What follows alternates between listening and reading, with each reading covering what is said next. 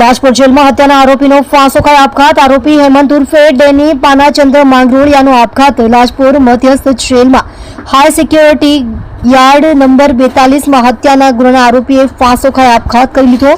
કયા કારણોસર આપઘાત કર્યો તે હાલ અકબંધ। આરોપી વર્ષ 2017 થી કતારગામ પોલીસ સ્ટેશનમાં નોંધાયેલ હત્યાના ગુનામાં ધરપકડ થયા બાદ લાજપોર જેલમાં બંધ હતો। લાજપોર મધ્યસ્થ જેલમાં હાઈ સિક્યોરિટી યાર્ડ નંબર 42 માં આરોપી હેમંત ઉર્ફે ડેની પાનાચંદ્ર માંગરોળિયા હતા। રાત્રે 8:20 કલાકના અરસામાં બેભાન હાલતમાં હતા। દરમિયાન ત્યાં જેલ કર્મચારીઓ સિક્યોરિટી યાર્ડમાં રાઉન્ડ પર ગયા ત્યારે જાણ થઈ। મારું નામ અમિત પાનાચંદ માંગરોળિયા છે। અમિતભાઈ, શું ઘટના બની છે? કેવી રીતે તમને જાણ થઈ? ઘટના તો મને પોલીસે જાણ કરી। કતારગામ પોલીસે પીસીઆર લઈને આવ્યા હતા ઘરે 10:30 વાગે રાત્રે, અને મને કીધું કે ભાઈને તમારા આ રીતનું થયું છે, એમ કે એને જાતે સુસાઇડ કરી લીધું છે, એટલે તમે આવો એમ। એટલે મેં ત્યારે જ એમને પોલીસવાળા લોકોને કીધું કે મારો ભાઈ સુસાઇડ કર્યો તો એમ છે જ નથી, કેમ કે જે 8.5 વર્ષથી જેલ કાપી રહ્યો હોય એ માણસ 10 દિવસ કે 20 દિવસ માટે શું કામ સુસાઇડ કરે?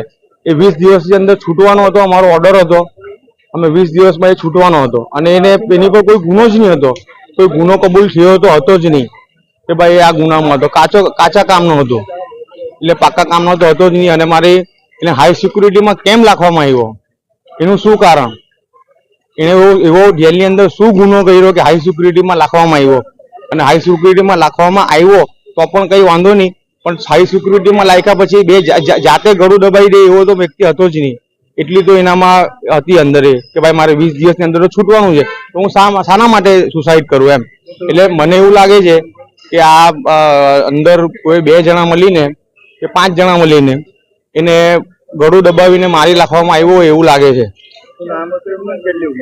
એમનું નામ હતું હેમંત પાનાચંદ માંગરોળિયા। એમની ઉંમર 39 વર્ષ। હવે માંગ શું તમારી?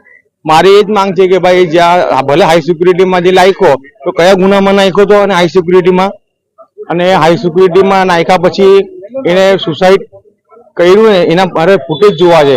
એ જીવિત હતો ત્યારથી અને જાતે સુસાઇડ કર્યું ને એટલે સમજી લો કે 5 મિનિટનો કે 10 મિનિટનું એને ગળું દબાવ્યું હોય, તો એ મારે 5 થી 10 મિનિટનો વિડીયો જોવો છે।